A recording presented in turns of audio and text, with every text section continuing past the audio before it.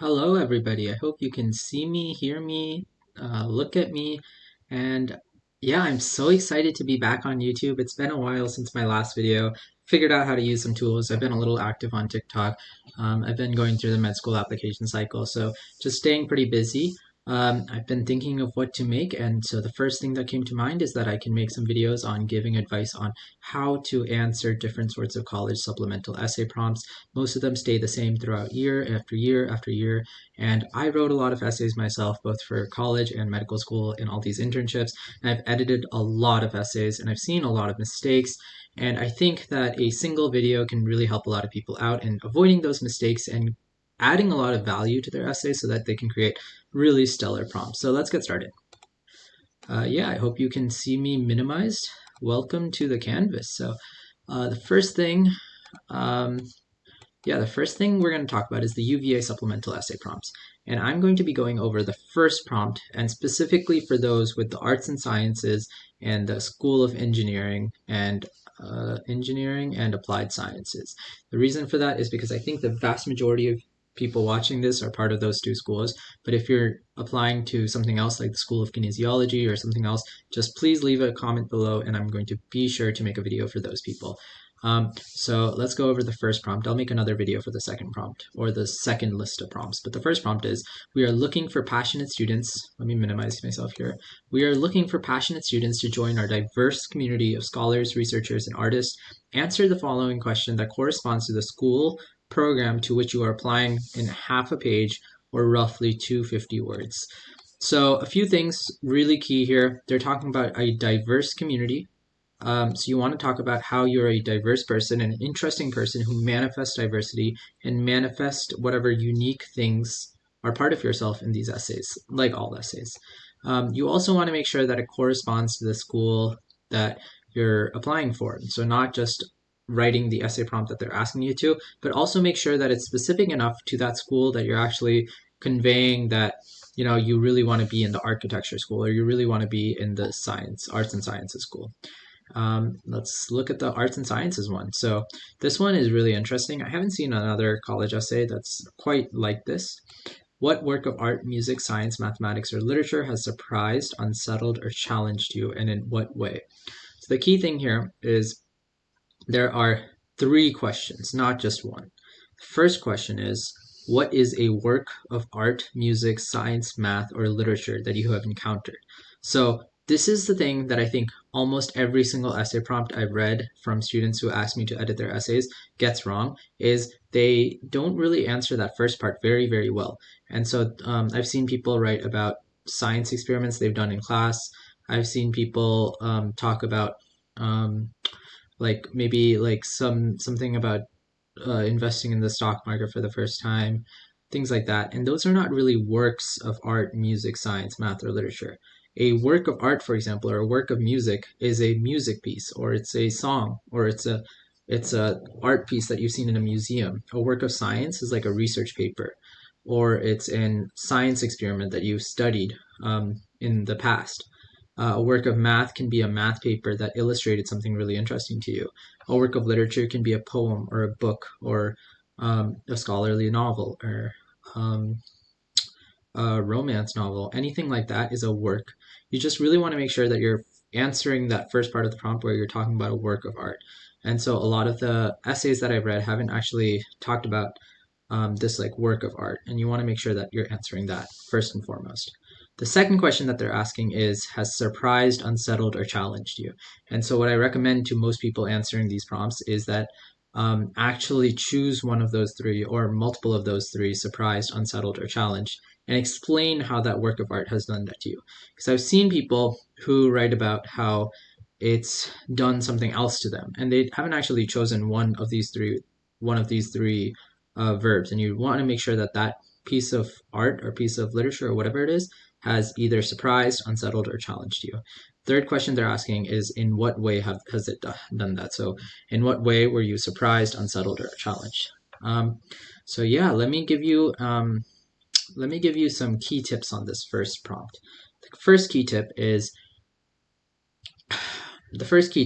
I think in the first sentence you should answer all three components of this essay.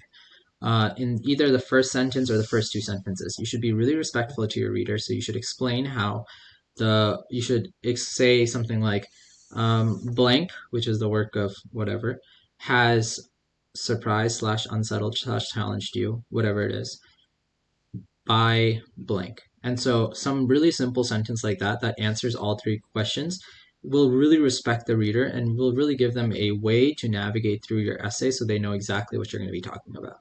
So that's the first thing, besides being on topic, is to answer the question very clearly in the beginning.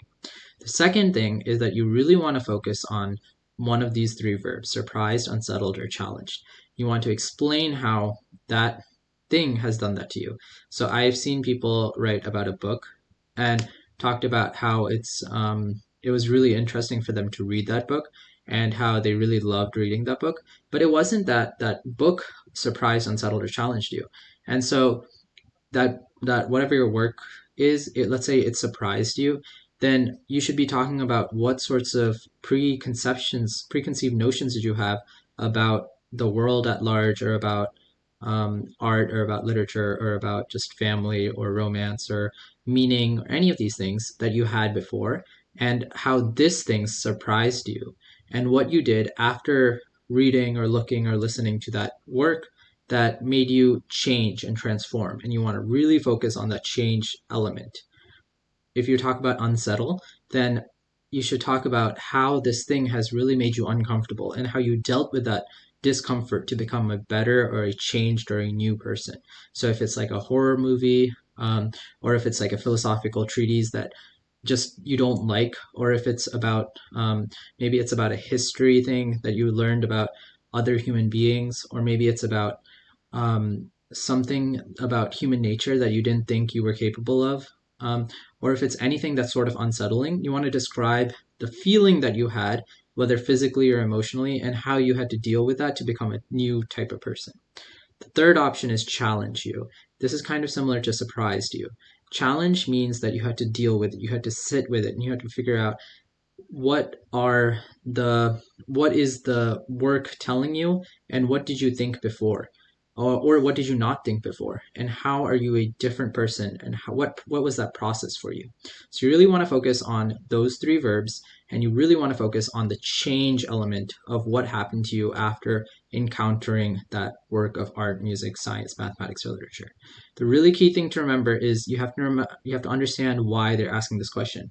The reason why they're asking this question is because they want to know how you process and absorb information that is inspiring and unsettling and challenging and surprising and all these sorts of things, and how you become a different person as a result of it. And if you think of all the students in the world who keep reading all these like influential texts, and it just goes through one year and comes out the other, they don't want those types of students. They want students who really, really love to learn and really gain and grow as a result of learning. And so if you can show that in your essay as a result of seeing that work, then you can tie that into being a college student at UVA and how you hoped to continue to grow as a result of the transformative education you're going to get in college. All right, if you have any questions about this first prompt, please shoot a comment in the comment section below, and I'll get to you. Promise. Second prompt is for the School of Engineering and Applied Sciences. And this one is: describe an engineering feat that serves the common good and why it inspires you to study engineering. And once again, there's multiple questions being asked. So the first question that's being asked is, what is an engineering feat that you want to talk about? And so you have to make sure that it's an actual engineering feat. It can't be something that, obviously it can't be like a book or something. It has to be something that's related to engineering. So people build something as a result of their mechanical knowledge or computational knowledge or something like that. It has to serve the common good. So you have to explain why you think it's a good thing for most or all people in society, or for people who have access to that technology. And the third thing is you have to explain why that engineering feat specifically inspires you to study engineering. And so I've seen people, and I've edited people's essays who are generic with that answer and explained that the fact that we can do this, we can create this engineering technology, makes me want to study engineering. And that's like a weak link. You want to be really strong with this link, and you want to say that this invention, specifically what's really interesting to me about this invention is that, it involves this thing, and that thing specifically inspires me to want to invent something or study engineering so I can continue the progress of mankind. Um, Let me give you some examples before I talk about some of my tips. So the first example I have for you is I had students who wrote about the airplane and how that was really good for facilitating transportation. And what used to take weeks and weeks on a boat traveling across the Atlantic or Pacific, even months, it would just happen in a day. And how that's facilitated the transportation of goods and services, and how that's led to a globalized world. Some other people took that in a more philosophical approach and talked about how we've always wanted to be in the heavens and to soar ever since the beginning of mankind, and how that was thought about as impossible, and that we can take this machine that's several thousands of pounds and carry hundreds of people, and using forces like drag and aerodynamics, they're able to fly across places very mostly pretty safely, even safer than a car. And so these are examples of engineering feats that have served the common good, and they've explained very clearly what about that makes them want to study engineering. And so ideally, if you want to study engineering, there should be an obvious answer in the back of your head that's like, I've always looked at this and I've always been like, wow, how did people invent something like that? Or how did somebody make something so complicated? Or it can be, how did somebody make something so simple? So you have to remember that engineering is not just creating very complicated inventions, but there has to be a market for that. It has to help people. And so sometimes the best engineering feats are actually things that very simply solve people's problems. And so you can take that approach too. And you can talk about the simplicity of design, or you can also talk about the computational complexity of a design. So it can be any engineering feat that you think is really impactful to the common good and to the world. You have to explain why it's really impactful to the common good, and then you have to link it to why you want to study engineering. So let's take that plane example and how it's serving the common good. It's not enough to say that a plane is really good for society and that it facilitates transactions and it allows for a globalized economy. You have to also explain why that specific invention has inspired you to study engineering. And so an example of this could be like, I've been really interested in transportation and facilitating people to arrive to their work faster, because that allows more work to be done or more output to be delivered, or it allows people to receive things more easily. Or I've been really inspired by the ways that poverty can be alleviated by improving infrastructure. And so by talking about those things, you can talk about how that innovation has enabled you to look at infrastructure and transportation in different ways, and how you're inspired by the ways that engineering can lend a hand to those fields. So ultimately, if you can just explain what about that invention has made you look at things differently or has made you want to study engineering, then you will be solid on this essay prompt, and you'll really, really be able to demonstrate why you will be a good student for UVA. All right, that's it for now. I'm going to make another video on the second set of 4 prompts, and I hope this was really helpful. If it was, please like and subscribe. If it wasn't, please like and subscribe. See you on the next one. Thanks, guys. Bye.